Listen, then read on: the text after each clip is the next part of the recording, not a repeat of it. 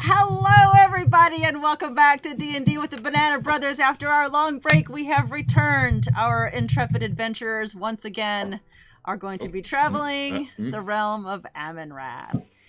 To catch you up to speed, before we start Arc 4, which, by the way, is the last arc, we will be done streaming D&D with the Banana Brothers at the end of this month. I have so many people to thank, so many people to give shout outs to. I'll do that at the end of the month, but just know that we have loved every bit of bringing this stream to you guys and enjoying sharing the world of Amonrath with you. So let's get started right away so we can get as much D&D in this last 4 episodes that we can. But to catch you up, in the first 3 arcs, let's go to, who did I say was going to start? Glaton. All right, so this is where we figure out whether or not I can say that. I can, okay, I can say words again. All right, so me and my brothers, see, we all got these letters from Dad, and, well, separately though, because we didn't know we were brothers yet, and we were so far away from each other. So we all trekked all over the place to get to a place called Ravenscroft. I think I remembered it that time. And we finally got there. We met Luli, who was a bar owner, very nice. And she sent us down to the only cellar that I've ever been into that had the entire outside, inside, and also a tower. And I think we met a dragon who might have been our father. I think we figured that part out at some point again. We ran around Ravenscroft again and then hoofed it into Dad's hut. I think we stayed there a couple times, and then I made some killer eggs, I think. We went over and met a troll named Dave, who gave us a booger bag of Holden, and we saved Dad from a mushroom mam's minions. Dad sent us to get some shiny stones, so we shipped ourselves from Ravenscroft to Dybrook. But a baby squid smacked our ship, so we slowed down for a bit. And the drow that we met there, which we thought were nice and was teaching me how to cook again, thought we were baddies and attacked us in the dark. They didn't like how that part ended. But Uko got a hot rock from a bag of fate and turned into a stabby boy, so that was nice. We liked that, because he still talks about fire a lot, but the stabbing's pretty good. And somehow we learned a phrase that I've said a million times, and I still can't remember the whole thing, about blue stones that we eventually found, and I still don't remember it. Okay. Thank you. Beaufort. Yeah, so from there, we were in this town called Tarathiel. It was an all-elf village. We won a talent show. We all performed. We kicked ass. We met another rogue named Mulan, and he taught Uko how to be more rosary. And then we took this big ship to the Negotiable Dynasty, where Daros almost got eaten by a box. And when we were in the dynasty, we met our sister Ivory, who she liked fire too. And so I was really impressed with her because I just learned how to do fire, and Uko, of course, could do fire. He's been doing it the whole time. But when we were on the ship, we found this really old map, which showed us exactly where the blue gem was, which is the one that Dad wanted us to find. Luckily for us, we found that thing because when we were in the dynasty, we followed that map into a mine. And we found that dang blue gem at the bottom of it. It was way in the back. But when we found it, right before we found it, we found these cool weapons. And when we touched the stone, we teleported into this other weird place. No, we didn't. I forget. We didn't. I can't remember what that part was, but there was another part where we had to take this powder to Stonebridge, and then we fought this thing that might have been a giant, And and then we found. Then I think we found this lady named Dynan, who looked pretty badass. I remember she looked tough and cool. I think that was it. Okay, all right. Deros, you want to take over from there? You're muted. We can't hear you.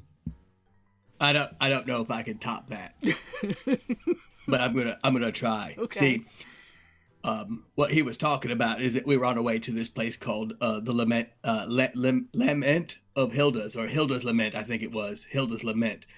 We didn't know what it was, but apparently it was a cave, and in that cave, we found an entrance to an old temple, and that was pretty exciting, because there we found that cold stone, and we got instantly transported to the Proxys. I remember that very, very, very much. And there was these doors with fire and air and water and everywhere. It was crazy.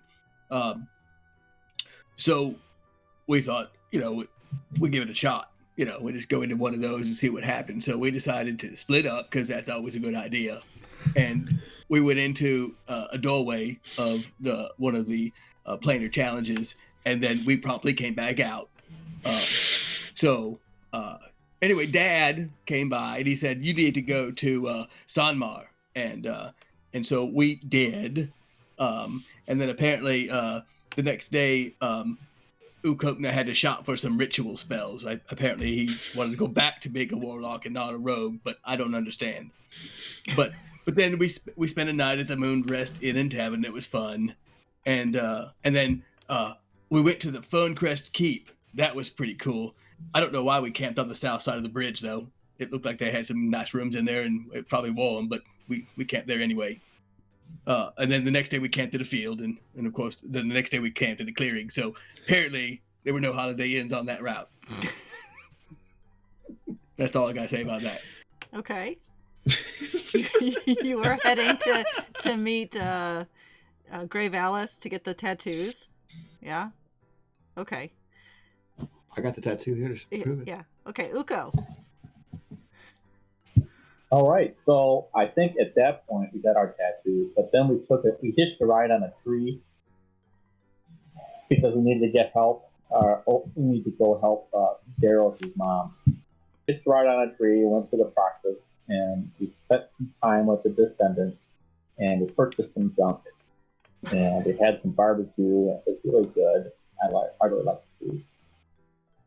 So then we went back into the Proxys, and that's that place with all the doors in it. And we went to the fire one first because that one was awesome. And we went in and we defeated the fire thingies.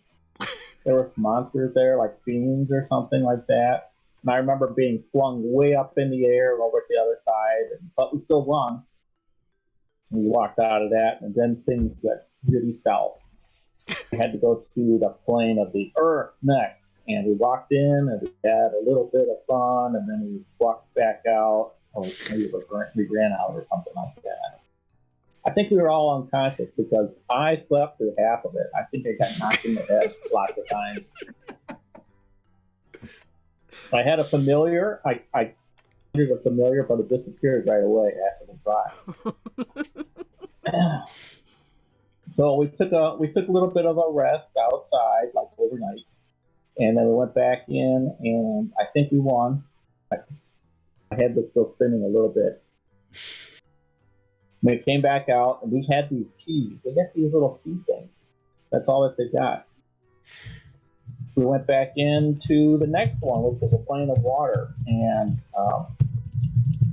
then we exited the plane of water. We had a little bit of difficulty there. So we had to go try again on the next day. Finally won that one.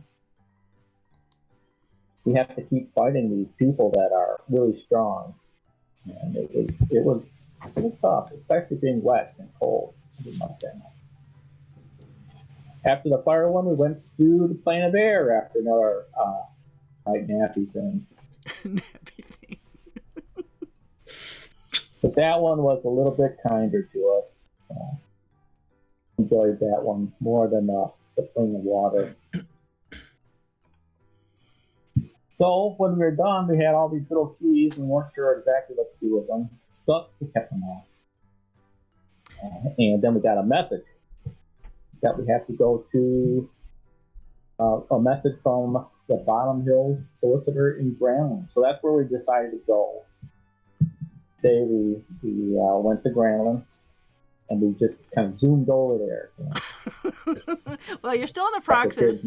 You're still in the Proxys, and you have 2 messages that you have independently received. Beaufort has received a second message from the solicitor in Granlund regarding the Bottom Hills estate. And Daros has also received a message from his mama in Moganja requesting help for their neighbors to the north. Now, both Moganja, I'll put the map up right now. We have a map.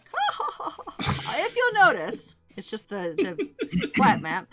On the left side is, on the far west side, is the Crescent, which is a barbarian village.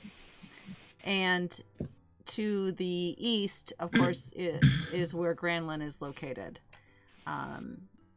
Both are connected via ley lines. And now that the brothers have completed the planar challenges, which they did in Arc 3, they can now travel the ley lines, and they are also called line walkers as a title because of completing those challenges.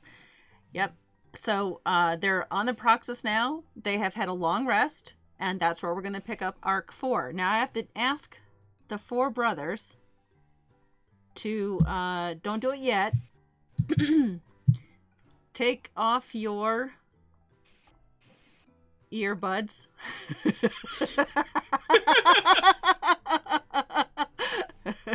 Don't do it yet. Don't do it yet. And when I give you the 2 thumbs up, you can put them back on, because I want to read something to the audience that they might need to hear, but I don't want you guys to hear it yet. Okay? When I do this, you can put them back on. All right, take them off. All right, audience. This is a little prelude. Here's to my not-so-secret admirer, Anchoku, joining the party. Welcome, Anchoku. Okay. This is a little prelude to the next arc. I'm going to read it because I don't want to try to remember all this. Onstog, 15 mil, 987. The current year is 1019, so this is several years ago. Stay here with Miss Minerva, my little one, the woman said, nuzzling the small sleeping bundle in her arms. Mama will come back. Minerva Ford, an old but sturdy halfling, dressed in soft muslin dress covered with a crisp white apron, reached out for the baby. The woman hesitated, giving her child another soft kiss on his brown cheek, then laid him in Minerva's capable arms. She placed an old satchel on the floor near Minerva's feet. For when he's older, she said. She stepped out the door and paused. Without turning around, she whispered, "Remember, my son, every good boy does fine." Tears welled in her brown eyes as she realized the significance of this last leaving. "I will remind him, ma'am. He will remember." The child stirred awake and blinked up at his nanny, wiggling. Minerva looked down at her small charge and made shushing, comforting noises. There, not to worry, little one. It's time for your supper. I'll have it ready in no time." The baby wiggled again, his little brown hand reaching for Minerva's wrinkled face. A small blue discoloration stained his right thumb. "Now what have you gotten into, child? What's this on his thumb?" Minerva looked up inquiringly, but the child's mother was gone.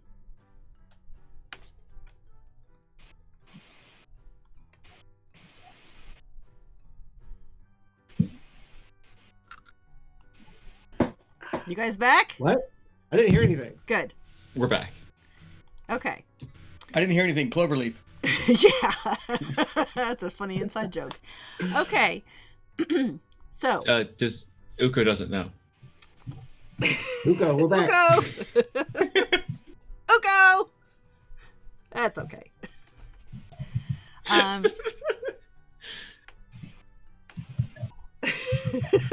He's typing in chat. Someone type in chat. I'll type in chat. Oh yeah, he's looking at chat. Huh? Worth the joke.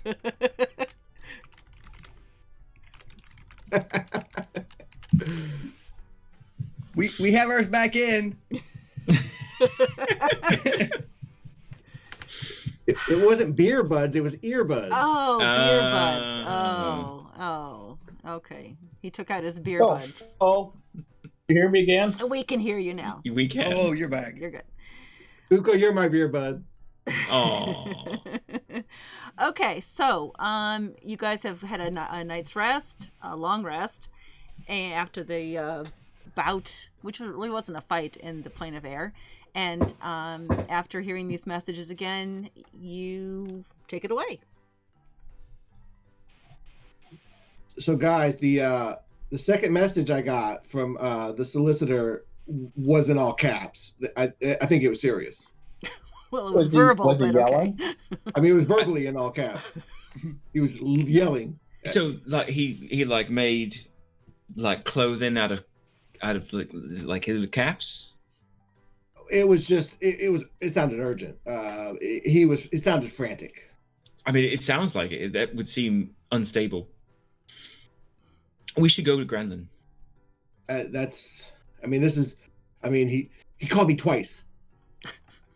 I mean, maybe if it was the first will and testament, we could go later. But that's the last It's one. the We last should one, go. right? We don't want to miss it. Can't miss it. I agree.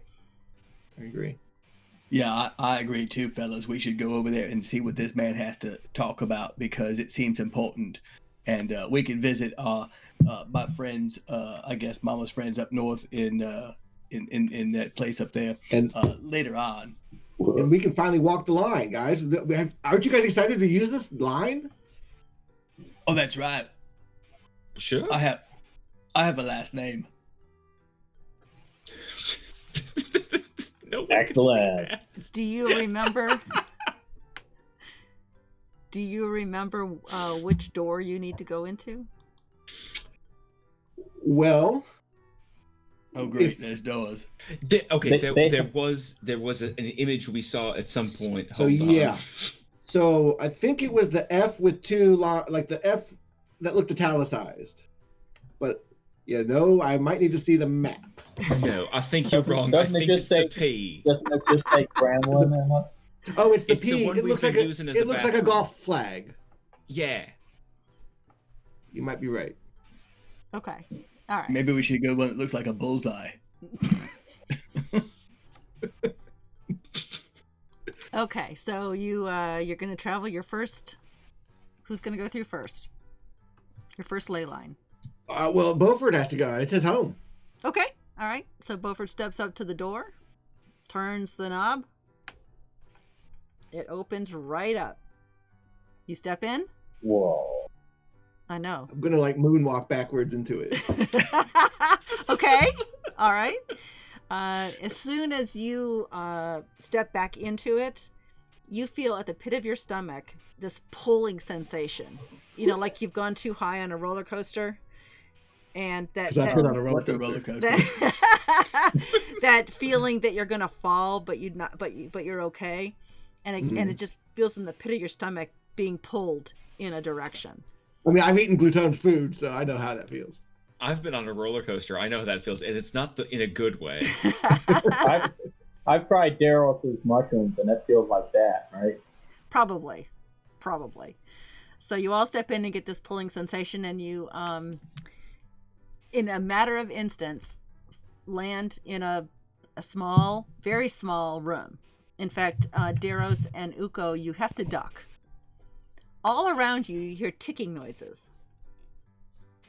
And when your eyes adjust to the light of the room, the dim light of the room, after being in the dark praxis for a while, you can see clockwork mechanisms all over the room, shelves Weird. and tables and a desk with clockwork mechanical chickens and clockwork mechanical robots and all sorts of interesting creatures made out of tin and metals. And Oh no, we're in Mechanist. It's a bad thing. And they make and sitting behind a desk is a very old looking female gnome who has just got her little glasses on, and she's sitting there tinkering and working with gears and all sorts of chains, and you see a small little welding tool. Cheeky. Hey, Chief! Hey, Chief! Thank you so much for the raid. It's a good timing. Wait a second. Daros was just getting ready for a bear chief raid. Oh, yes. Yes, I was. Yes, I was. Excuse me for a second. Oh, the itsy bitsy bear chief raided us today. She brought in all her friends and asked them all to stay. I sing a merry song whenever she's around. I sing my very best, but it's a terrifying sound. Out comes the song, then to welcome our dear friend, and all our followers are hoping it will end. Yay! Very good. Thank you, Daros. You're welcome. You're welcome. And thank you, Chief. We really appreciate you rating us.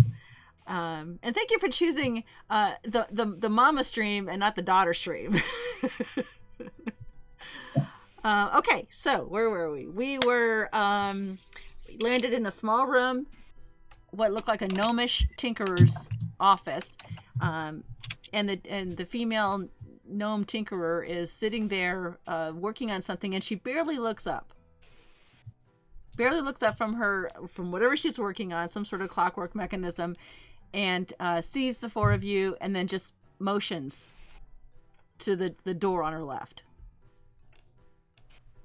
I go to I look at her and say, "Hey, how'd you get inside here?"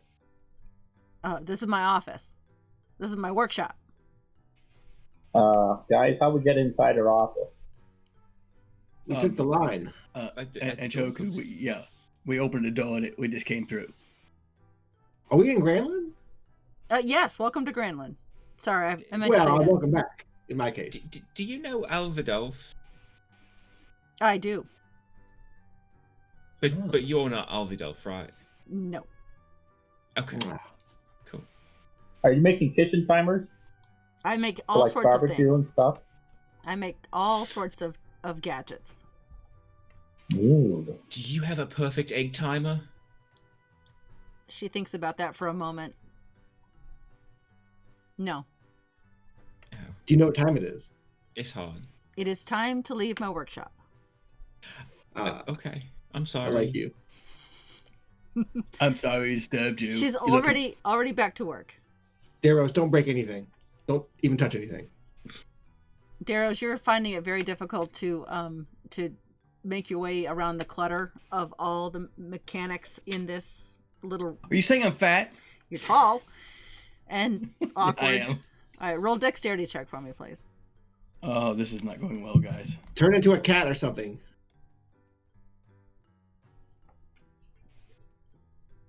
Oh, I rolled a 7. As you leave, you kick a small clockwork pig, and it lets out the most horrifying oink squeal that you've heard, and immediately starts chasing you around the doorway area. Well, this is not going well. And the little Don't hit your gnome, head. the little old gnomes, stands up and walks over and picks it up and turns it over on its back and flips the switch on the back that stops it. And she says, "Good day." I'm sorry. I'm sorry I kicked your pig. She just goes back to her desk. I'll open the door and head out. Okay. It's been nice talking to you. She doesn't even look I up. walk out as well. Okay. Okay, you find yourself, after walking down a longish hallway. There's only one way to go down this, in this area. You go down a hallway and then up a couple flights of stairs with no exits to your right or left, and eventually you'll come to another door that opens to the outside onto a cobblestone street. Now, this is in an area, Beaufort, that you don't recognize as much. As you know, Granlin was originally home to the gnomes. Right. And when Miramore was sunken, half submerged in the ocean, the people of Miramore, the halflings, their village, they made Granlin their home. Right. So they cohabitate the large city of Granlin. Now they're in the newer section, sort of on the upper west side, and the original gnome area is more on the lower east side. But Okay. it's all on the ocean, as you can see on the map there. You can see the swirly part. I'm pointing on it like you guys can see my pointer. Sure. The swirly part right above Miramore that shows where the ocean is still kind of tumultuous. And then just northeast of there, you can see Granlin. Guys, welcome to my city. I grew up here. Well, not right here. More like on the east side. Are we on the street? Are we actually on the street Yeah, right now? you went out to the cobblestone street, yeah. Do you have any jerk seasoning here? I'm sure we do, but probably an import. Now, We have banana. Beaufort, along the time that you have known your brothers, you've explained to them before kind of how you were raised and grew up there. Did you want to remind them sort of a little bit about your past? Well, I mean, you guys know I was sort of poor. I kind of grew up in the streets, orphan at some time. But when I learned how to play music, I started to, I started to play for the people and entertain, and I would earn money that way and feed myself. Yeah, when Beau was 6 years old, his nanny, Miss Minnie, died. And the local authorities were not able to track down any other relatives, so they sent Beau to an overcrowded orphanage, where he stayed, thinking that Miss Minnie would come to retrieve him soon. But 2 years passed before Beau began to think that maybe Miss Minnie would not be coming back. And life at the orphanage, which was called the Robin's Nest, was noisy, and Beau was bothered by the noise. He became introverted and kept to himself. He followed the rules and made sure no one gave him any notice, so he wasn't a troublemaker or anything. But it was another year before. Thank you. Hey, Rylan! Thank you for the subscription. Thank you so much. Thank you for joining us tonight. Glad to be What's back. up, Hey, Ron? Hey, Rylan. But it was another year after that before Beau quietly slipped out the back garden of the orphanage with his meager belongings and made his way through the back alleys of Granlin. And he stayed hidden, fearful that someone would come find him. A hearty welcome to Rylan, the necromancer of dead topics. He stayed hidden because he was afraid that he would be taken back to the noisy orphanage. But no one ever came looking for him, and he learned quickly to live off the streets and found out, quite luckily, that his musical talent earned him enough coin to survive.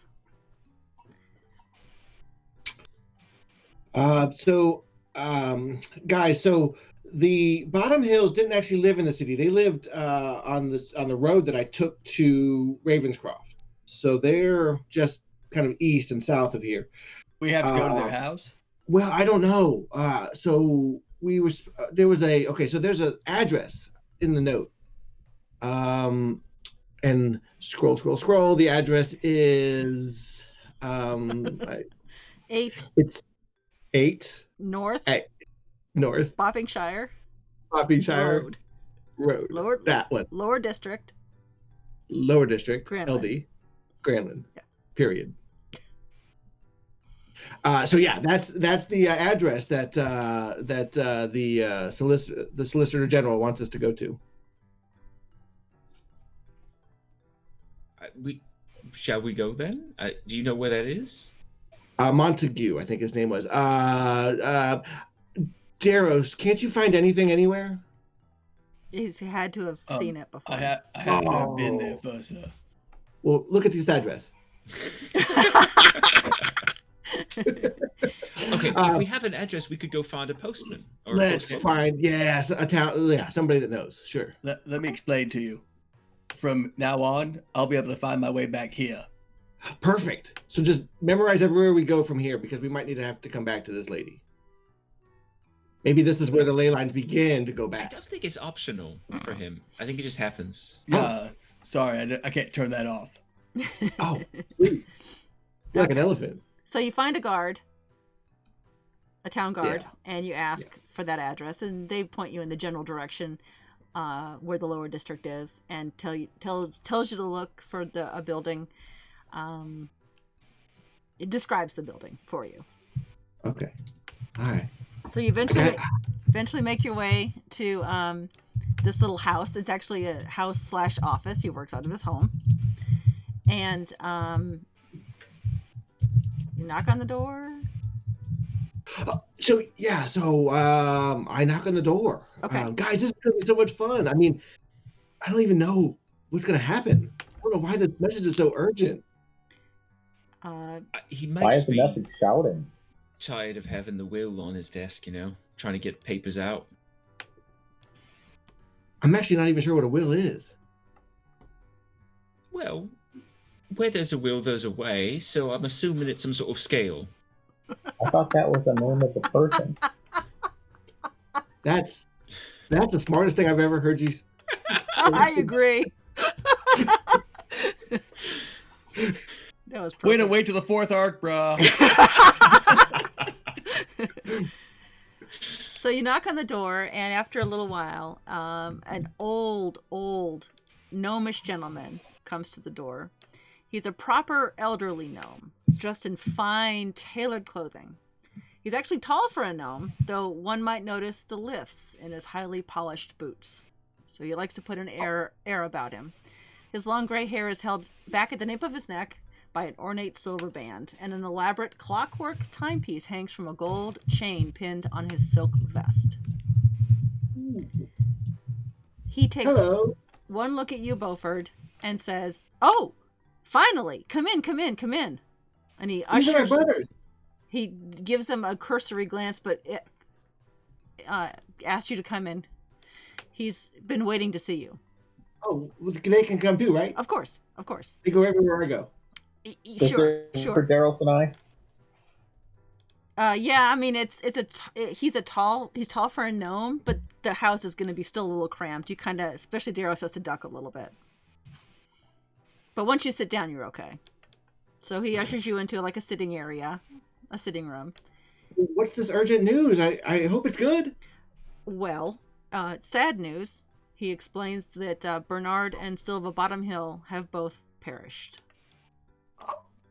What? They were found dead in their farmhouse on the 57th of Eld, but we didn't find out about it until just earlier the 10th.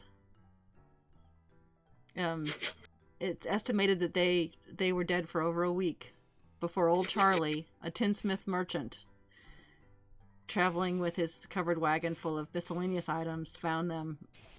He explained that he usually would stop and get a cup of tea and a bite with the Bottomhills, but he found them in their home, slaughtered, dead.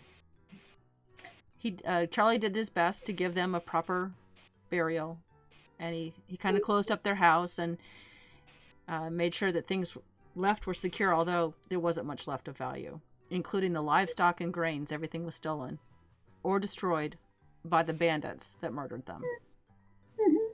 Do they know what killed them? Some thieves in the night came and killed them, cut them down in their beds. It was a random act of violence. And it seemed like the marauders also used the farmstead for a few days afterward. There was evidence of them using the house afterward, the farmhouse. Well, what's the point of the guard if they're gonna not, look into such things? Well, they live on a farm way south of here, between here and Ravenscroft. It took the poor Charlie raced back here as soon as he got their affairs in order, as much as he could help them out, to tell us of this. And by the time any kind of investigations on our part were done, there was nothing left to find. But you, young man, he looks at Beaufort, who's now quietly sobbing into an old dirty handkerchief. You might be wondering what all this has to do with you. Yes, I think I do. Why? Well, Bernard received a message from his sister Bertrude about an adventure she was undertaking. It sounded dangerous. Very dangerous. Mm-hmm. He traveled immediately to Granland to try to stop her from going, but unfortunately he was too late. While there, he visited with Minerva and his little nephew, who was just a few months old. Minerva assured Bernard that Bertrude would be home soon, that she was always going off on expedition. Trusting Minerva, he didn't challenge her guardianship of his nephew, and he hired Mr. Shillings, myself, to set up a trust fund in the event Bertrude did not return. Mm-hmm. Sitting in my office later that afternoon, it occurred to him that he had not thought to ask your name. It's taken us a long time to track you down, son. Before we could put two and two together and realize that Bertrude's son was sent to an orphanage after Minerva's death, you had run away. You see, after your nanny died, the local authorities assumed you were Minerva's son and filled out the paperwork with what they thought was your full name, Beau Ford. Minerva's last name being Ford. But you were born Beau Bottomhill. Your Uncle Bernard recognized that distinctive copper streak in your hair when you came upon his farm. It was then he contacted me to amend his will and make you his sole heir. What is an heir? It's someone who receives all of the property of the deceased's upon their death. Oh, okay. So Bernard and Silva's my mom? No, Silva was Bernard's wife. Your mom was Bertrude, but some called her Trudy. Oh. Bertrude disappeared 34 years ago. Here.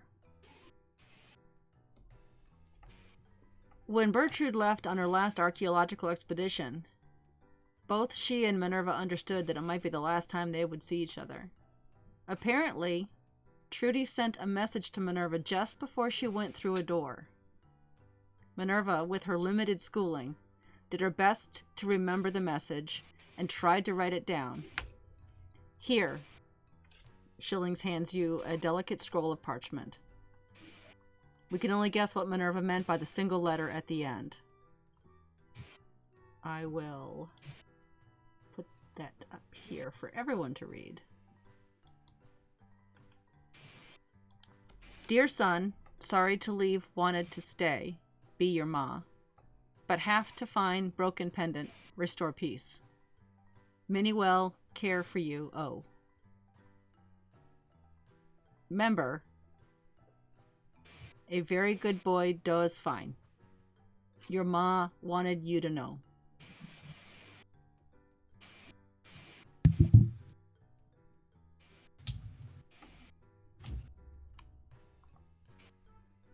Okay.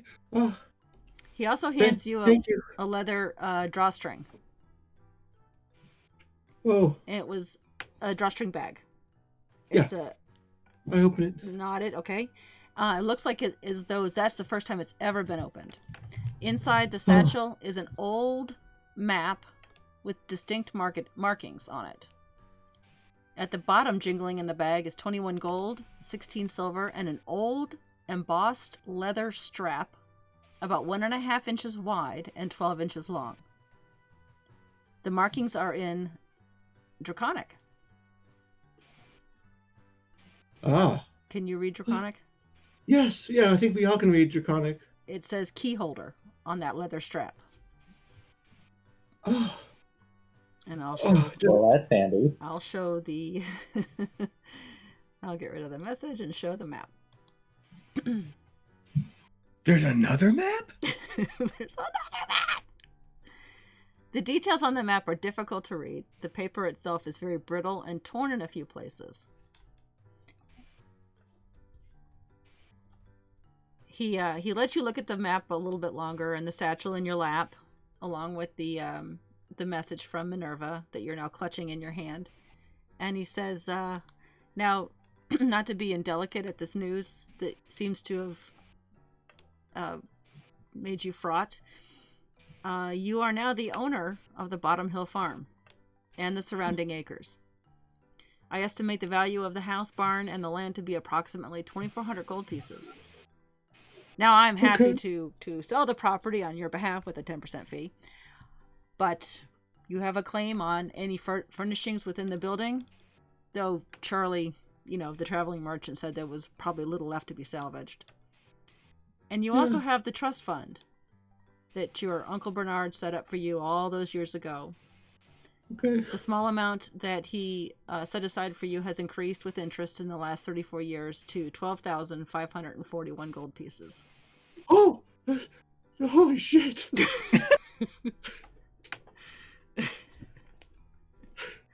I didn't even know there was that much money in the world.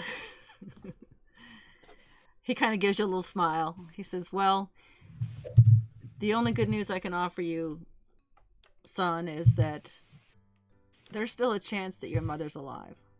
My mom is still out there. Minerva. No. Minerva was your nanny. Minnie. Trudy. Right. Miss Minnie. Your mother was Bertrude, but some called her Trudy.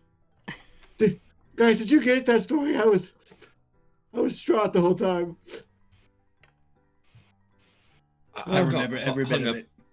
I got hung up on that bit about the archaeology and thought, why would someone want to study arcs? Like, I mean, there's not much to it. I want to remind our audience that their int has increased to well above 10. Yet they insist on playing this way. And as he hears you say that, Montague Schilling says that Bernard's sister Bertrude was an archaeologist who also dabbled in map making and was on the verge of a huge discovery. Oh. She worked for the Magisterial Society of Scriveners and Cartographers under the tutelage of Rudy Vaughan. Rudy Vaughan. Okay, I don't have anything to write on. This is horrible news, but there's some light. Guys, should we go looking for my mom? Sure. Yeah. Well, if you think there's a chance she's alive, I mean, my mama just sent me a message. I know she's alive, so. This map that you're looking at doesn't make a lot of sense at first. There's markings on it that none of you recognize, except maybe a familiar coastline. If you all want to roll a intelligence check to see if anything on the map. Oh. I rolled a 6. Oh. I have tears in my eyes. I can't even see the map. You can't even see the map. 12 total. 12? Okay. Daros? An 8. Uko? An unnatural 20. Okay. Uko immediately points out that the only colored spot on the map looks like a smudged thumbprint in blue. He also notices a distinct line where it looks like 2 maps have joined. Oh. Huh. And he pulls out the map that you guys had been carrying around that you found, or your father gave to you. You had a map. We found one on the boat too. We found one on the ship. Yeah, An that old might have map. been it. It was maybe part of the one on the ship. And you recognize that one of the coastlines on the left side of the map is close to Granlin. Is half of Gran Mora, which is the continent or the realm of the gnomes and halflings. It's just north of Kasuk, which is the home of another human settlement. Who would leave a blue thumbprint? It's a tiny little Is someone eating a blueberry pie? There's draconic symbols below, right below the thumbprint. And they say key holder. No, key holder was what was written on the leather strap. Oh, I'm gonna put that in my pocket. The leather strap. Those letters are either draconic symbols for the letters E, G, B, D, and F, or E, G, D, D, F. It's hard to tell between the third and the fourth letter because they look so similar. There's also a dot over a third letter. It's smudged and difficult to interpret. Is it written in all caps like Bulford's letter? You can see. These are, yes. Capital runes. But Beaufort. Capital runes. I don't know anything about music, but aren't those music? They are notes. And maybe that's like a thing that would open a door or something? Every good boy does fine. I'm sure it's a B.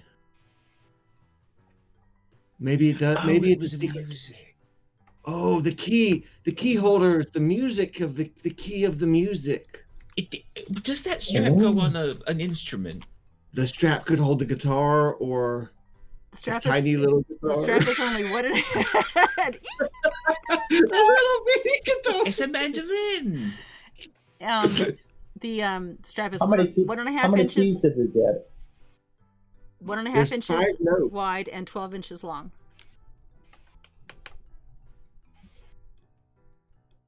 Okay.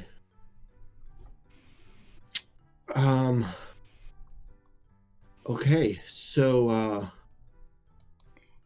Montague has done exactly what he needed to do. He is relieved that he no longer has this chore paperwork on his desk. He has fulfilled his promise to Bernard to carry out the reading of the last will and testament. He once again offers to sell the farm for you for 10%. No, thank you. Do you have the key to it? He hands you a folder full of paperwork that shows that you're the legal owner, and on it is your full name, Bo Bottomhill. Oh yes. Minerva's last name was Ford, and that's where Bo Ford came from. Okay, Bo Bottomhill. My name, guys. My name is Bo Bottomhill. And he hands you that. He hands you the. You had the satchel in your hand. That's the one. Yeah, that... the satchel. Put the leather strap in my pocket. Mm-hmm. I'm gonna take the paperwork. Put it safely in my backpack. Okay. And he says, I suggest that if you want more information about that map, that you go talk to the. I want to make sure I say it correctly because it's an actual name that someone supplied to me. The Magisterial Society of Scriveners and Cartographers. And don't forget to ask for Rudy Vaughn. I'm gonna while the map is out, mm-hmm. I'm gonna look at it and play. Okay.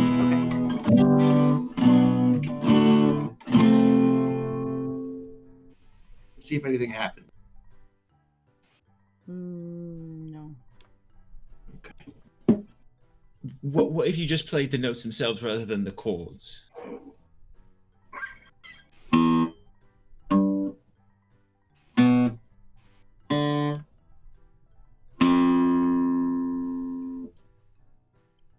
Now Montague is looking at it, expecting something to happen, but nothing happens. Okay. It was a good shot. Yeah, it was worth a shot. Perhaps if we hum it.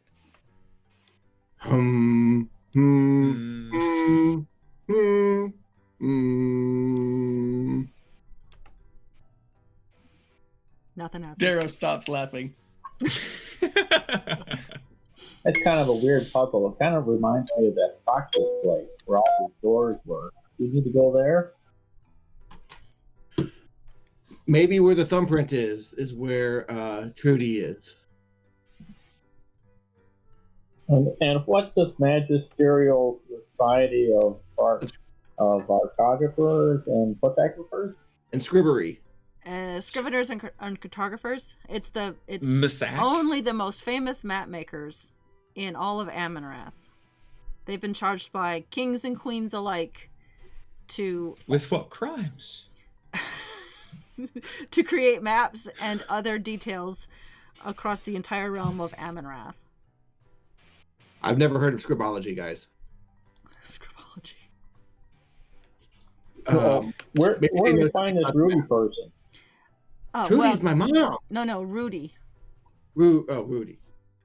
Rudy Vaughn is the owner of this society, so you probably go find them in the city. And Montague sort of indicates down the street, sort of where between the halflings village area and the gnomes, sort of like right in the center of both. Halfway between the gnomes and the halflings? Yeah. Were Trudy and Vaughn close towards the end when Trudy was leaving? From what I understand, Bertrude worked for this society, and on the side she did some archaeological digs and looked always looking for adventure and trying to find the new thing, and she was onto something, but then disappeared. That sounds like my mom. My mom would be on the Whom you last saw when you were 4 months old. The disappeared part. You have a better memory than me. I've always been inquisitive.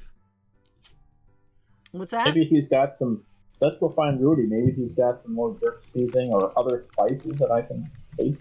Yeah, let's go to that. Let's go see Rudy. Yeah. Okay. Now that Beaufort has extra gold, maybe we can buy half of a holy cow and have a barbecue. I don't even know what to do with all that gold, guys. I'm not even sure I want it. Currently, the paperwork that he handed you is just paperwork. Yeah. It's not the actual gold. It's all held in a trust and in a bank account, sort of. I imagine gnome banks are very protected. Sure, we'll say that they are. Clockwork mechanisms protect. Pretty much. The vaults. Okay. All right, let's go to this magistrate thingy. You do have the that was in the satchel. You do have that gold and silver. Yeah. That was in the satchel. Okay. Did you write that down? No, I was tearful. 21 gold, 16 silver. Okay. All right. Got it. So you make your way and you ask another guard about this map making, and everyone knows. Everyone you ask knows exactly where it is, what they are, and the fact that you're going to go see them is surprising. They're very well known. So you go and you widest sign in town. Yeah, markings all over it. And you talk to Rudy Vaughn, and they kind of already confirm some of the parts on the map, but they point out the lantern just to the west of the compass rose and say, that's Trudy's mark. That's the compass rose? The right next to the on the map to the left of the compass rose is a lantern, an old lantern, and that's Trudy's mark. This is what Rudy is saying to you. That mark. We gotta follow the lanterns. That mark Trudy made on all of her maps. Okay. Now, Rudy, and this was complete accidental that their names rhyme. Yeah, thanks. points out the variety of floral and foliage at the bottom, and they say these are unknown species. They're not found on Amenrath. We don't know what Trudy was thinking when she drew these markings down here at the bottom. Mm. Have you seen the map before? Have you studied it? No, I've never seen this map before.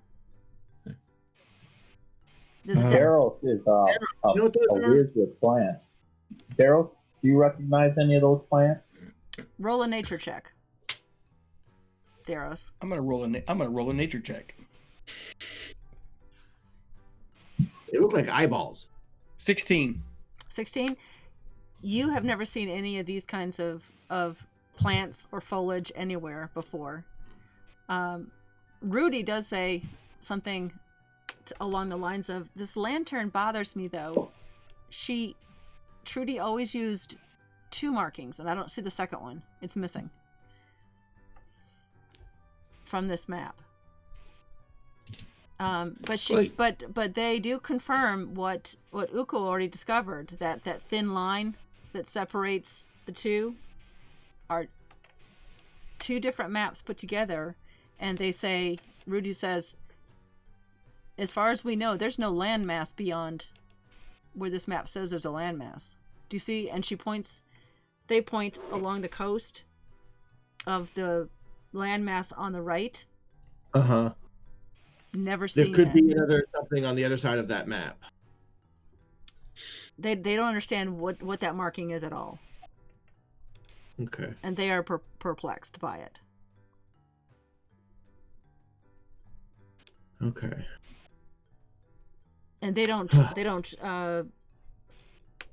read Draconic at all. But even they can't tell the difference in the 2 different letters. No Amenrathian map contains a landmass that far east of Gran Mora, is what they say.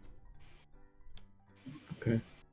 Would they normally have the 2 marks right next to each other, or would they be separate so that, where the half is cut off, maybe it was on the other part of the map? Rudy says this looks like an old map of the east coast of Amenrath, with approximate distances measured, and then another map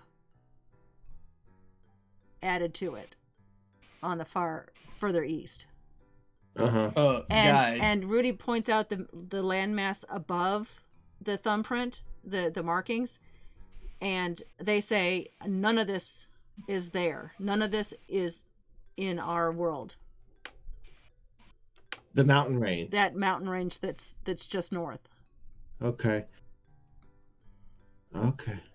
And because then they would be fish in the land. That's weird. Rudy kind of chuckles.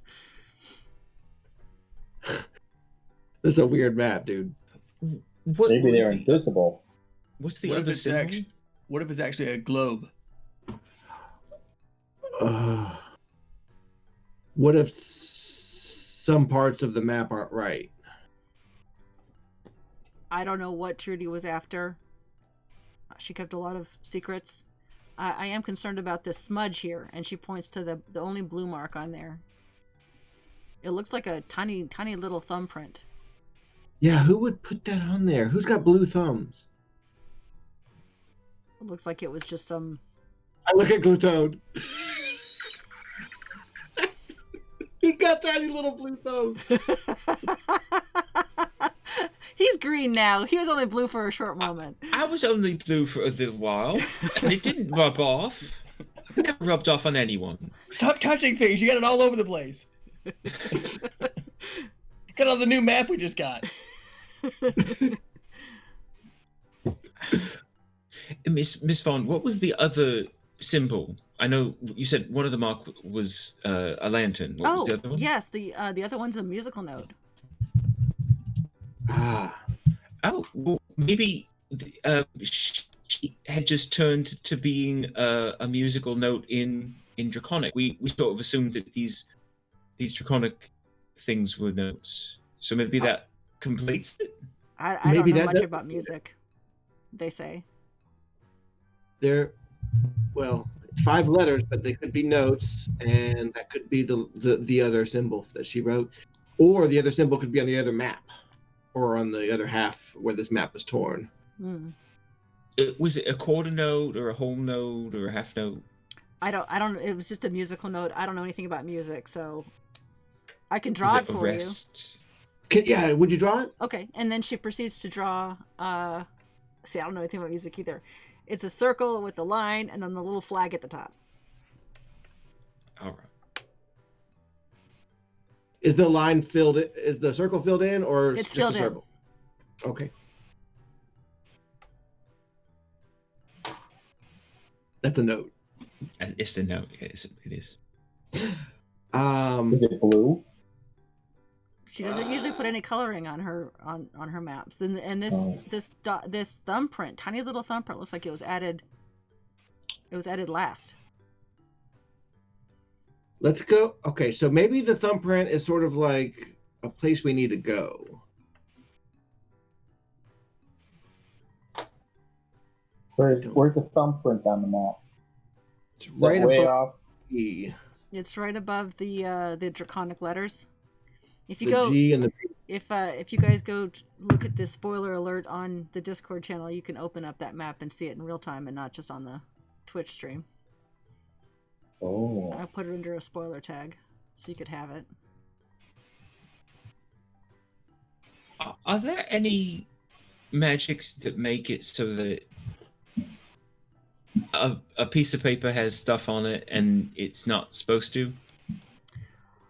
I'm sure there are. I don't deal with any kind of magic at all. I just draw maps and map the land.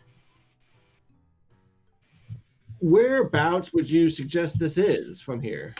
Well, she takes the map. She takes the map of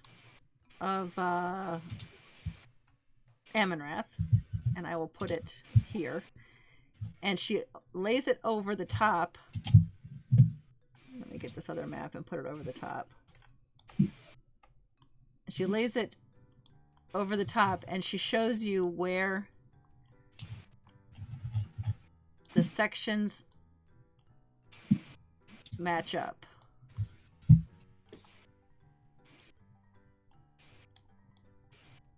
And we're shrinking. Right there. Wow. And do you So have that any new sort land of is right ability where the to make dragon is. that parchment sort of slightly less opaque, Oh, partly transparent? I mean, if you hold that piece of that old parchment over the map that you have, you could see through and see how it matches up. So guys, looking at the map, it looks like we almost have to go to the Bottom Hill farm first, and then go northeast from there. Well, that's convenient. Because I don't think we can get over that mountain pass safely. without dog Rudy food. says there is a trail through the mountain pass. Oh, there is. Yeah, cross the river. There's a bridge, not a bridge. There's a barge to go across the river. Mm. And then, yeah, that the halflings were originally going to try to settle further north, and that's why they just decided to stay in Grandland. It was rough, but they started a road going that way. But you can go over that mountain pass. Platon loves to swim barges across rivers. She just kind of looks at Glaton. Okay. He's strong. I don't doubt I it. did fall off one at one point though. So are those? Was she a good swimmer? Are those land masses the sort of the mountains and things? Are those in the water? I don't know. I've never seen them, and they don't appear on any of my maps. Certified. Mountains in the water are islands. Well, well, not necessarily islands, but like if there were islands that were covered by water. Yeah, they'd be just sunken islands. Yeah, I got you. The Magisterial Society of Scriveners and Cartographers would not authorize this map without further research. So that's why we don't have any record of that. And can you tell how old this parchment is? No, that's not really my thing.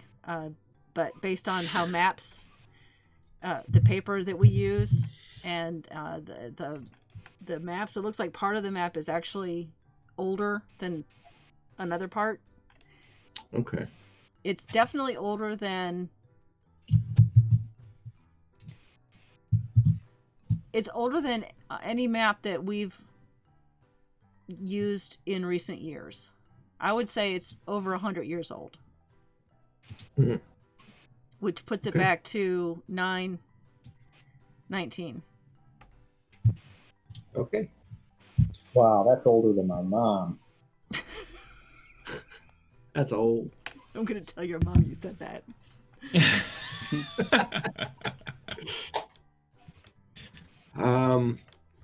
Well, Mr. Rudy, thank you for your time.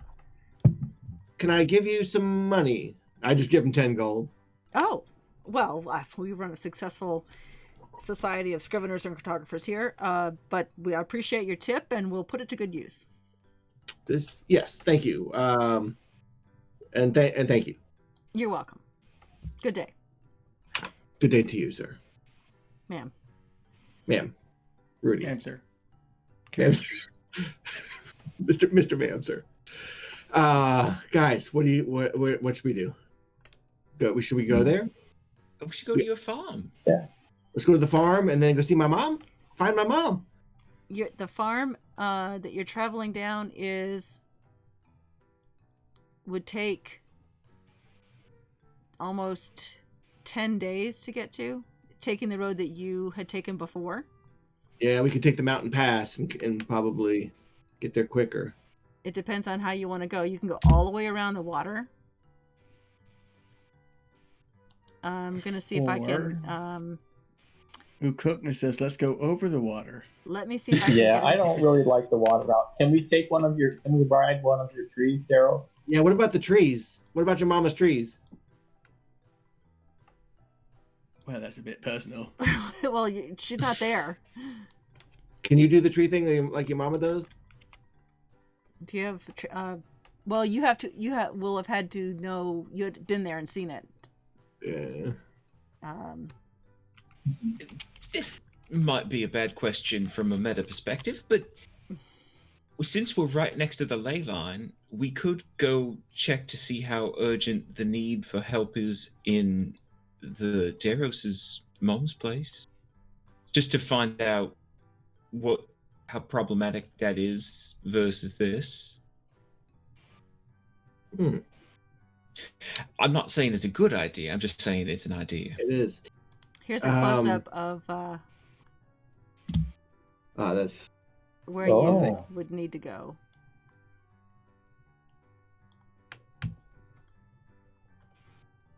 Because the There's a lot of mountains. Yeah.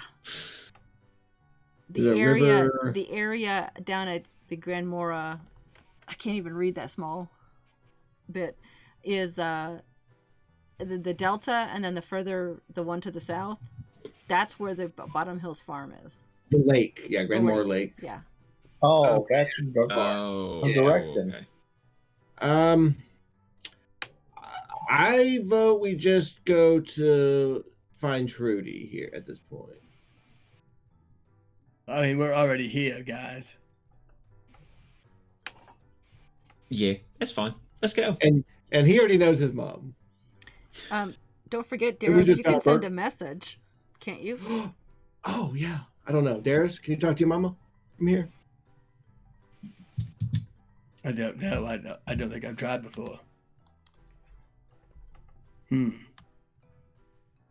don't have the message spell. I don't know if druids get that or not. Actually, I don't think they do. Okay. I have it. Do you want me to call your mama? You've met her, so you could. But you know what? It is 9:12, and we haven't taken our break yet. I know. Should we take a 5-minute break? Yes, we shall, because And we'll this be is right empty. back in 5 minutes, no more. Be right back.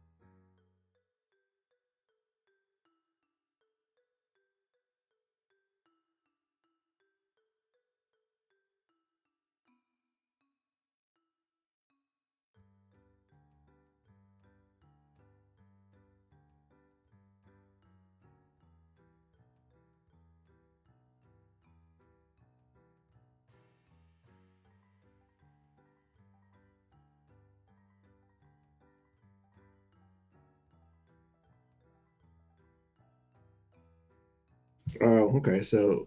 All 13 right, times- we are back. That's my way of saying be quiet. I just unmuted you. Okay, so you guys have decided now to. What did you do? Did you bang your elbow? Or something. Oh, don't do that. Poor baby. All right. So, what would you like to do? Cast Cure Wounds on my elbow. I think we should just go. I think Yeah, let's I think we go to mentioned that we wanted to go find his Auntie Bertrude. Mama, that's my Got it. mama. My mama. My mom's an archaeologist at Jism. I'm sorry, what? How did you get that word? I don't want to hear the word again. So did No, I do. did you decide to take the route that Rudy Vaughn showed you, or are you going to go south to the The bottom hill farm? cartographer? Yes. The mountain path. Yeah, the guy that draws maps, we're going to follow that one. Okay. Pretty sure we're going to follow that one. So before you left, Rudy hands you just a sketch using the map that they didn't write on the map, but they just used an overlay and sketched out a quick path from their records showing you. And you can see they also segmented out that it would take between 12 and 13 days. So they suggest it is a colder climate. They suggest you take plenty of rations and plenty of whatever Jerk seasoning. supplies you need to get through the next 12 Okay. 2 weeks, 2+ weeks. Yeah. Okay. If only we knew somebody that knew how the good berry worked. Daros, you know how to cast gooseberries, right? I got gooseberries, baby. Do we have a Don't we heating have a cart? chef here too? He needs Well, food to yeah, cook. Need food to cook. Cooking? What? Oh, I'm pretty sure we can figure I have it the out. spices and I have the fire. Oh, yeah, he's got the spices There you go. still.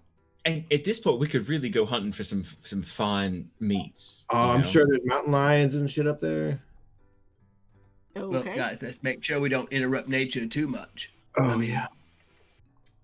Is it interrupting if it's already, flavored like bacon? I say no. No. It was no, meant to eat. It was meant to eat. Shall we go find another pig? We'll see. If it comes up. If you're a good boy, Uko. Okay, so you gathered up your stuff. Are you gonna shop for anything, or do you want to just leave town? With your trust fund. I'm not going to even go to the bank or open my trust fund right now. I mean, I have 21 extra gold. And I 16 don't- Well, I think that's important. 11 since you gave 10 to Rudy.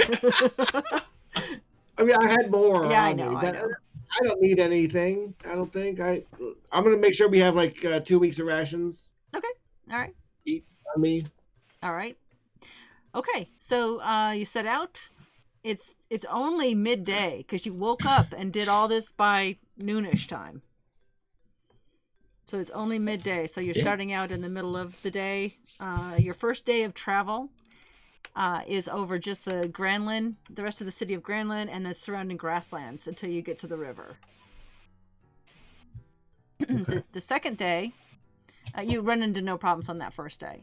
The second day, I need, let's start with Beaufort. You roll a d20, please. Sure. I got a 19. Okay. You have no problem crossing the river. It's a barge. You figured out the barge thing from the last time you dealt with it. Your intelligence is just a little bit higher than it used to be. So now you know that you don't have to, Glaton does not have to get in the water and pull the boat across. You can just use the rope. Although this is not actually a rope, this is a chain, and it works with some mechanical things that the goblins, the gnomes must have put together this barge. It definitely has some clockwork mechanisms to it, so it's kind of neat to figure out. All right, on days 3 and 4, you're crossing some grasslands and low hills. And how about Glaton? You roll D100, please. 30. 30. Okay.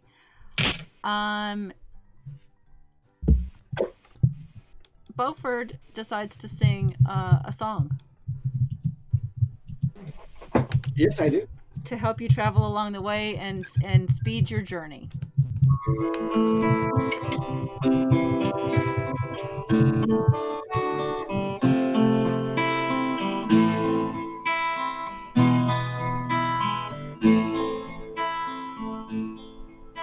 The only one from Greenland needs our father's favorite son.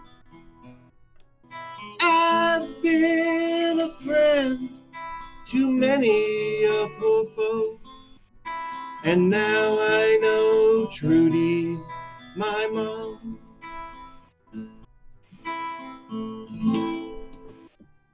Beautiful. I think that's my favorite one so far. It's a good one. It's just a song of journeying, and you actually make a little more progress than you thought, going those 3rd and 4th days. Okay. The 5th and 6th days you're on the foothills. Actually, 5th, 6th, and 7th. But Daros, why don't you roll a D100 for me, please? Had a lot of experience this weekend. Yeah, you did. Wild magic. 55. 55. Okay.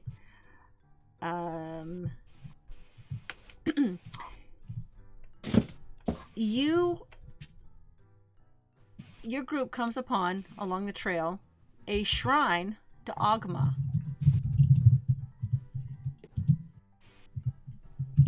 Does anyone know who Ogma is?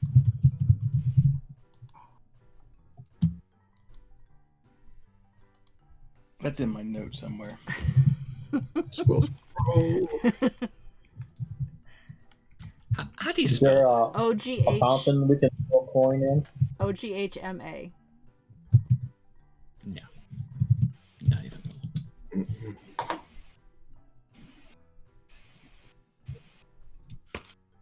I swear that was in my notes somewhere.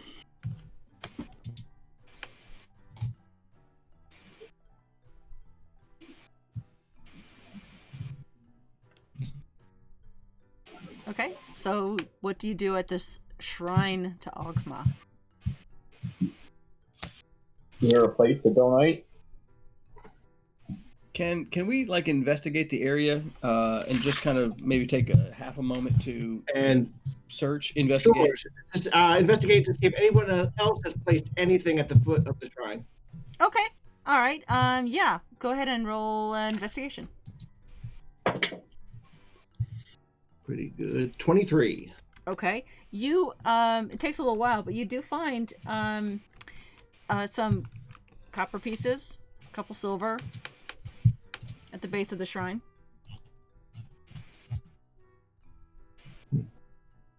I wonder if we're supposed to donate 21 gold pieces and 11 silver pieces, or 16 silver pieces. Maybe. I get one of those shiny coins from my goddess there. Okay. So maybe I should just leave that there. Okay. Don't ever want to mess with a deity, right? That's true. Beaufort, why don't you did you roll that 16? I rolled a 23 on investigation. Yeah. Okay. And roll for religion with advantage. Okay. Not much difference there. 11. 11. Okay. You vaguely have heard of Ogma, but you can't quite pinpoint where you've heard of this. What does the shrine look like? It is a it looks like a scroll. A scroll? A scroll, like a parchment scrolled up. Mm-hmm. And it looks like there's writing on it, just not actual writing, just some scribbling to make it look like the scroll is being written upon by a quill and ink. Hmm. Okay. Hey guys, I vaguely know about this. That makes two of us. Okay. So Pass some of your vagueness to us. did you did leave something at the base, a chocolate candy and something else?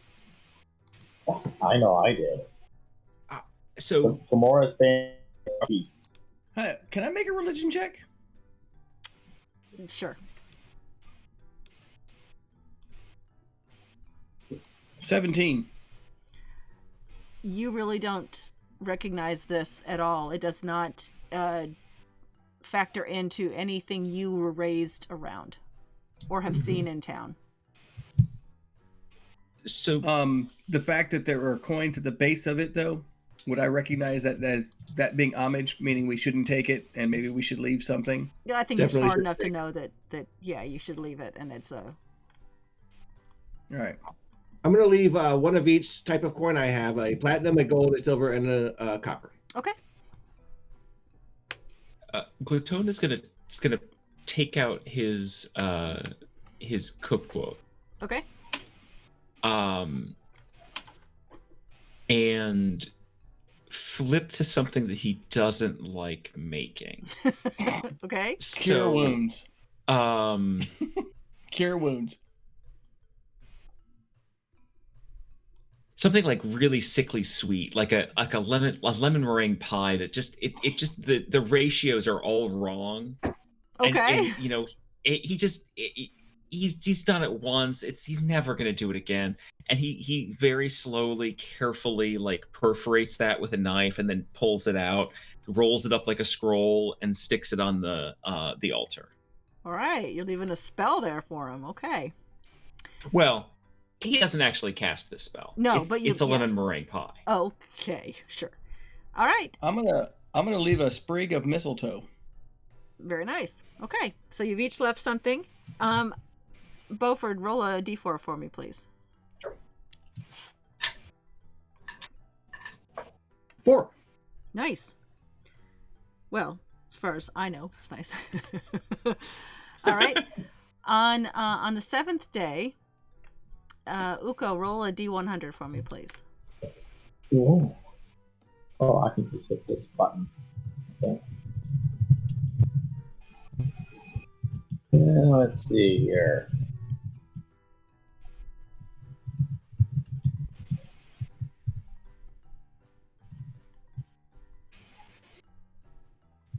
Woo, 12. 12 out of 100. 12. Okay. All right. As you're walking along, you're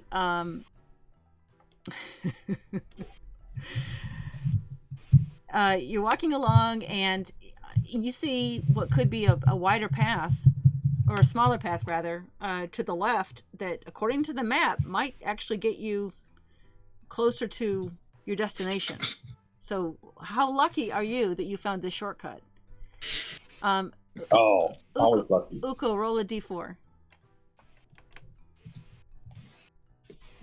Let me try using a computer.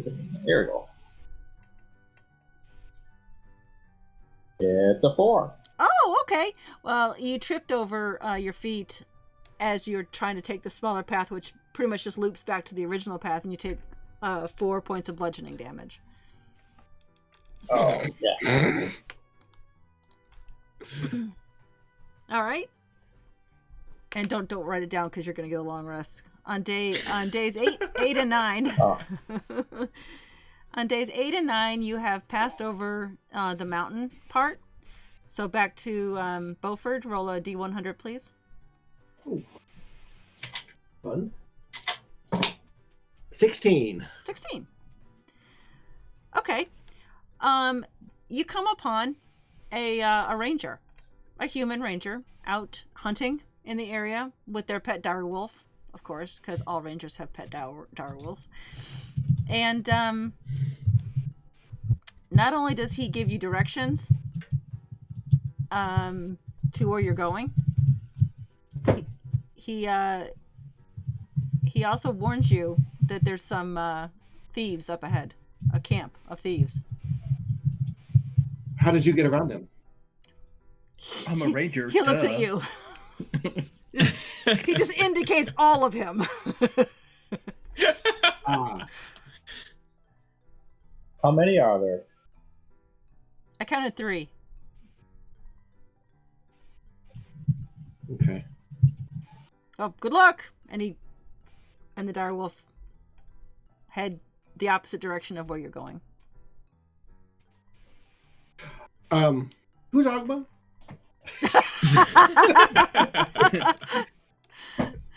You just hear as he whistles away, he goes, "Dunno." The goddess of Dano. Do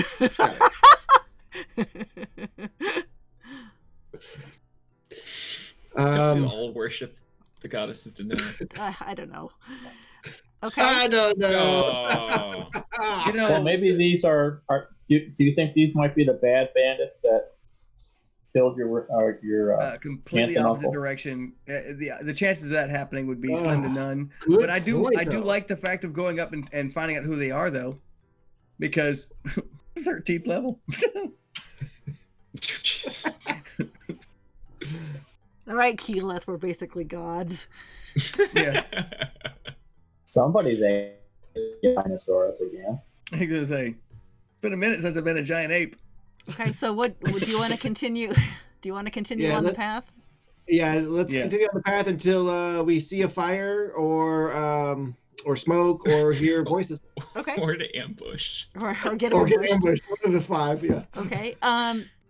You're coming down off the mountain at this point, and it's becoming a little not marshy, just rockier, and the path is a little harder to find. This is, as Rudy said, they started to make a path, and you were on a decent path to start with, but as it climbed mountains and as it got further into an area that the halflings decided they weren't going to call it home after all, it became thinner and thinner. So I need all of you to roll survival checks or nature, whichever one, to see if you can kind of see where the map would lead through this very small trail. All right. Nice. Man, I rolled a 16. Oh, I forgot to use the other. Beaufort, dice. what'd you say? 9. Glaton? 15. Okay. Uko? 25. 25? Wow, you see it? Yeah. You see the area that had to have been cleared by these halflings all those years ago. No doubt in your mind that's the way to go. But it is rougher terrain than you're used to. It's no longer a nice smooth road trail path. It's more like climbing over rocks and a little bit of cold water, a dampness there, so slippery rocks as you go. It's not as pleasant as definitely the first 9 or 10 days of your journey. It's not wet. Sorry? As long as it's not cold and wet. It's cold and it's wet. It's both. Oh. So, it is the evening of the 9th day, and are you going to camp out for the night then? In Liamon's tiny hut, we will. You will. Okay. All right. So, No sign of the bandits or the whatever. do it before you go into the hut. Make an investigation check.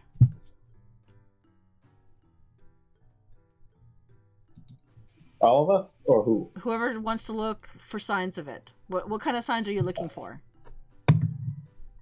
I'll investigate around. Footprints. Well, that would be a Like- survival check to follow tracks. Yeah. Or, Yeah, but what I'd like- kind of are you looking for tracks, or what are you looking for specifically? To see if you can see signs of anything. What are you doing? of Like broken branches, Okay. footsteps. Okay. I'm a scouty kind of rogue, I'm so gonna smell. All right. please Glaton? smell somewhere else. I'm going to look specifically in the branches of the trees, if any, to see if there are like people sort of, I don't know, like hanging out up there. Actually, what Okay. I'm gonna do is I'm gonna use 3 charges on my staff of the woodlands, and I'm gonna speak with plants. Okay. All right. What plant are you going to speak with? Any plants within 30 feet of me, I give them basically sentience and animation. Yep. I'm gonna question them about the events in the area over the past day, what kind of weather they've had, any kind of creatures that have passed through, and any other non-nature specific events. Okay. What plant in particular are you? I have to get my voice ready for whatever plant you've decided to do. That is awesome. Would you please describe some of the foliage around me? There's ferns. There's pine trees.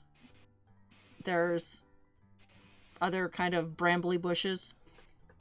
Oh, you're doing a brambly bush voice. It was always going to be the same voice. Okay, so you talk to a brambly bush, and have your questions ready. They are ready. Go ahead. Master Bush. Are you speaking with Daros's accent? Because I'm not doing my accent if you don't do your accent. Oh, I'm sorry. I figured this was all in our head because it was a spell. Okay. Excuse me, Mr. Bramblebush. Listen. Yes, what can I help you with? Okay.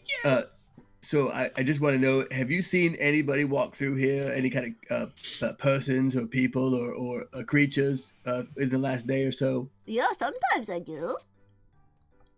Oh, that's great. Besides the ranger and direwolf. Right. What else have you seen? I saw a wagon go by. A wagon? Yeah, it had lots of stuff in it. And which way was it? Which way was it heading? The brambles go like this. They went both ways, right? No, it indicated further down the trail that you have not yet gone down. They went that way. They almost ran me over. Well, that's terrible to hear that. I'm sorry about that. Yeah, so it was very bad. Oh, that's terrible. But listen, any of your friends, do they see anything like a fighting or any kind of combat or any kind of mean things happening to people? No, but sometimes it smells bad. Yes. Sometimes it's some smell in the air that smells like death. Like something died. Okay. Thank you for that information. You're welcome. You're very, very, very helpful. Mr. Pine Tree. What's your name? My name is Daros. Hello, Actually, Daros. I don't really have a name, but they call me Daros. Okay. So what? I'm sorry. What was your name? Amy?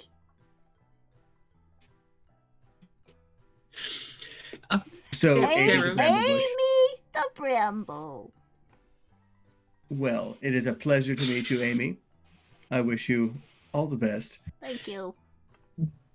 Daros, before you say goodbye to, I presume, Amy at this point.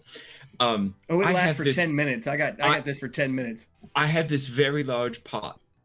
Could we please replant this bramble and bring her with us? That's brilliant. I need this voice in my life. Perhaps I'll discuss it with her. Okay. AB, listen, my brother Gloton says he wants to take you with us. Is that gonna be okay, or do you have like friends here, or are you kind of like stuck here? Well, all of my friends are here, and it might hurt if he pulls me out of the ground. Yeah. You know what? I was thinking the same thing. So I'll just let him know that we'll come back and visit you from time to time. Oh, that'd be so much fun. Again, thank you. Now I'm going to talk to your friend, Mr. Pine, over there. Mr. Pine, since you're so tall, have you seen anything maybe further away? The pine tree? Oh, you're doing two voices. Go down into a I don't pine care what you tree. say. Just do another voice. They all sound the same. Yes, they all sound the same. Hello, I am Tommy the Pine Tree. The pine tree lets you know that they can see an encampment ahead. Not just an encampment, but a homestead. And also, the pine tree does also let you know that there's an unusual tree near the homestead. He says it has ropes hanging from it. Oh. We best go sort this. Tommy, you have been most thankful, most helpful. We are very thankful for your assistance. Carry on. I'm just sort of standing here. That's my job. Don't go running off. That's right. Would you like a drink? Oh. I think we're both I the need wrong one dude. now. Okay, so you done talking to plants now? Yeah, I explained to the party that that Amy and Tommy have explained to me that there is an encampment over this way. It's actually more of a homestead, Mm-hmm. and that perhaps maybe we could get closer to it and figure out what's going on prior To camping. I'm thinking prior to our camping. Yeah. Mm-hmm. Okay. What do you guys think? Yeah, definitely. Yeah, let's go. Okay. I got dark vision, 120 feet. I'm going to use I can use it at will with my Staff of the Woodlands, pass without trace. Okay. Thank you. All right. So so you're going quietly then, all of you. Yes. All right. I'm Go gonna ahead cast and Death Ward on myself. go ahead and roll for stealth with your +10.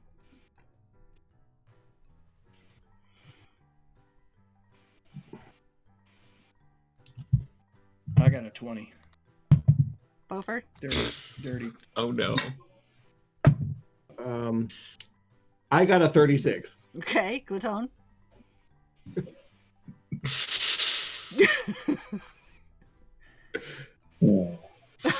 I got a 10. Total. Yes. I roll with disadvantage and I have a minus He's got 1. plates all over him. Sorry. 11. I have a 11. -1, not a -2. Okay. 11. All right. And Uko. I had advantage, but I still only got an 11. Okay. Okay. 8 plus Everybody 3, I got guess. plus 10. I know that. I Oh, totally everybody keyed it, got though. plus 10? Yeah. Yeah. Oh, all right. I thought it was with advantage. Oh, if it's advantage plus 10, Yeah. that'll be 18 plus 3 is 21. Yeah. There you go. You're good. Okay. All right. So everyone but Glaton had a decent roll there. But you're not close to where they are, so any kind of noise that you might have made adjusting your armor is okay. So you're sneaking along. You're having to go very slowly now at this point because it is rough terrain. You're moving at half speed. The Turn rocks, pots and pans. the rocks are slippery. But eventually, Daros, you smell in the air a fire cooking something. A I fire. go, listen, do you smell something? And Don't cross the streams. and eventually the trail opens up. The small tiny trail opens up into I'd say I'll call it a clearing.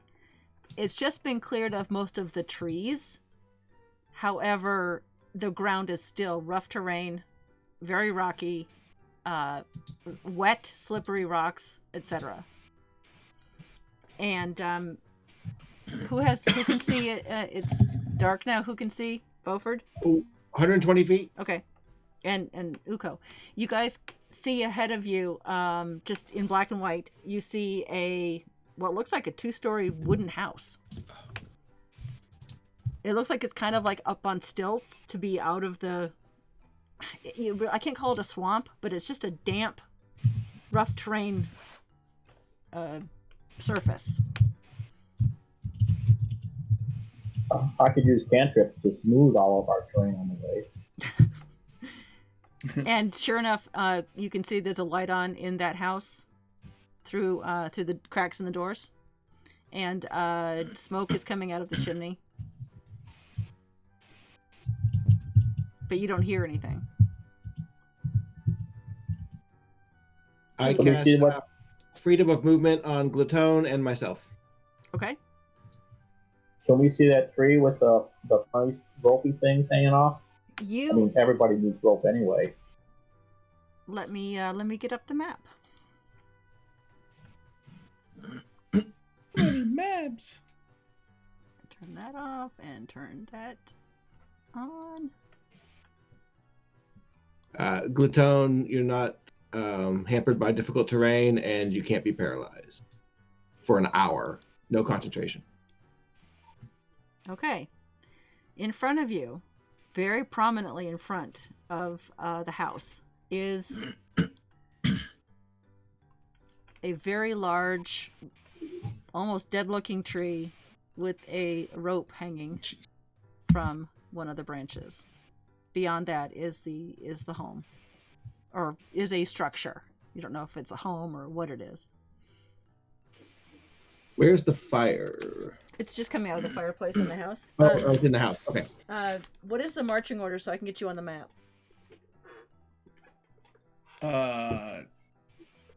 Wasn't I first all the time? I thought. Or Gluton? I thought both. In this went case, I think first. both will go first since I can see in the dark. Yeah. Oh, that's right. Glutone?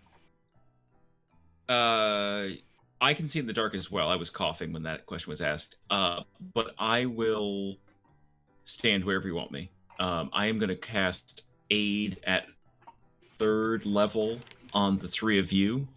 So all of your max hit points goes up by 10. Which is not concentration. And then I'm going to burn a Bless out of the prayer beads on the 3 of you as well. All right, so you're all blessed? Not me, but they are. They are? Okay. And I am concentrating. You got the 1die4 bless, right? Yes. There's only one kind of bless. I know. I was joking. Okay, so all but...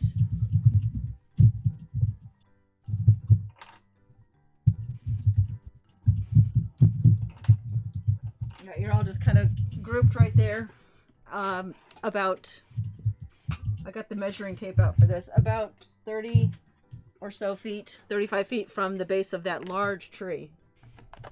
And, Yeah. and the obvious noose hanging from it. Yeah. There's nothing on the noose, right? It's just a noose. It's just a noose.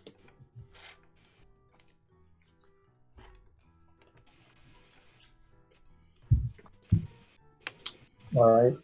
And I'm going to pull out my special dagger that I got from my best friend. Okay. And say, Milan. And it lights up and flames go up and down it. Okay. And, now I think even Daryl can see. There. That's like a torch. So There goes surprise. Yeah. At that moment, you hear a shout from off to the right. Hey, we got some intruders! Glutone pulls out a oil and just immediately pulls his cleaver out, and it sparks against his shield, and it lights up with magic as well. Okay, and as soon as you do that, and the shout is heard, the 2 doors in the front of the building open, and 2 humanoid creatures step out, and the third one that you heard from the right comes into the area. They're tall, but you really can't see much more details except that they're bipedal and somewhat humanoid. I draw my short swords. And I'm gonna say that's where we pick up next week. since it's too close to quitting time to start the fight right now. Let's just go ahead and start next week. But we'll start with a definite initiative round and go from there. All right. Wow, I didn't think I actually set this up thinking that you wouldn't make it to this map tonight. That's funny. I'm glad I did it. We pushed it. And the way you rolled on the thing too was very funny because I didn't expect that either. Fours on the four-sided. The 100s. The four-sided was. I love this map. You rolled was something else. Here's the top down. Yeah, that's version. just gorgeous. Thank you. I got weapons on my roll. That's the top down version, but I think it's harder to see. But you It see how honestly looks like it goes like 4 feet back. you see how the rough terrain is. with the backdrop. Oh, Yeah. it's beautiful. Thank you. Okay, so while I still have 5 minutes, I want to mention to our followers who are watching tonight and everything. We are concluding D&D with Banana Brothers at the end of this month. This arc will be done by then, and I will no longer be streaming D&D. I do plan, however, to stream some of my craft things, but not on a regular basis. It is my goal to get back into the career world at the end of this year, as soon as this whole COVID stuff lets me get back to work. I'm a paralegal by trade, and that's where I plan to go. And so I need to kind of put that priority first. I still enjoy playing D&D. I love it, and who knows, it may come back again. But right now, I need to end the stream version of this. I'm going to end it on a note where everyone in the audience feels like the story's coming to a conclusion. But I will admit that the 5 of us are going to play offline and sort of just enjoy some every other week D&D with each other going forward. I want to thank all of my patrons. This month was the last month that you'll be charged. I'll close down the Patreon at the end of this month. And as a thank you to my moderators and my 2 top patron, not including the Banana Brothers, because several of them are patrons and supporters as well, but I've already given them a bunch of stuff. I want to give out t-shirts, and I've got one of them on now. Not the one you get. This one's mine. And I want to say that my friend Jeff, who has followed me since the start, is getting one. My friend Rob, whom I play with also, who has supported me on Patreon for a long time, is getting another. And the other 3 are going to the moderators who have stuck by me the most: Rainick, Rylan, and Joe. Thank you so much. So those are the 5 t-shirts are going to get out to you guys. I think I have everybody's address. And we still have 3 more weeks. So we'll look forward to next week for this exciting fight, and then the next weeks after that, the conclusion of this arc and the conclusion of D&D with the Banana Brothers on the stream. So thank you, everybody, and we'll see you next week. Who are we going to raid? We have to raid somebody. Goonies is playing. Yes! So if you're okay with it, Yeah, absolutely. Smith is my wife has taken over DMing that game, and she is amazing. She is absolutely amazing. She plays one of the Banana Brothers' sister, Ivory, here on this show, and she is an amazing DM and player. So let's definitely raid her. We are Nerdsmith. Let me just get my Twitch channel up. And I'll go to the thank you screen. So anyway, see you guys next week. You're listening to